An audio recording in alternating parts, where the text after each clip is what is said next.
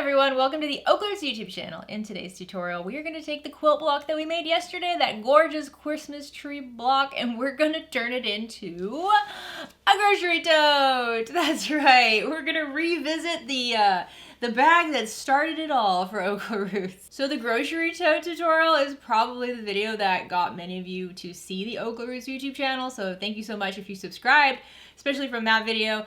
It is very old. It's one of the very first videos that I ever made. I honestly, at the time, I had no subscribers. I didn't anticipate anybody ever seeing that video. It was a video I put together thinking, oh, it doesn't have to be very good because no one's ever going to see it. And to this day, it is still, every day, the most popular video on my YouTube channel. It's got over 1 million views now, but it's the most popular one for a reason. A grocery tote like this is so handy. So I'm using all quilt cotton for this. I'm going to be using some easy webbings. I'll have links for everything I can find down in the description.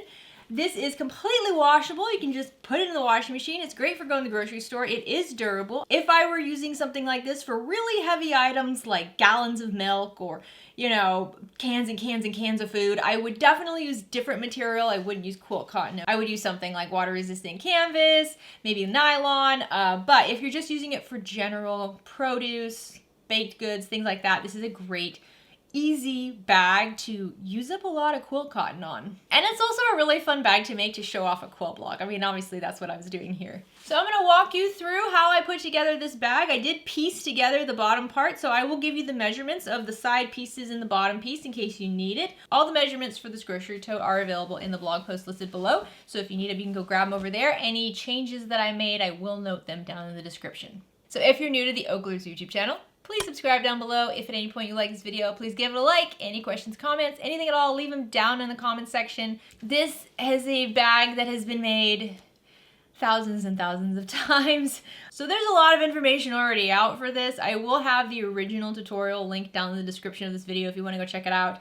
I actually used my video to make this bag today. And it was a little cringy for me personally to watch myself and hear just a much younger version of myself. I mean, not much younger. I don't know how, it was like 5 years ago or something, but it feels like a lifetime ago. Alrighty guys, let's get started.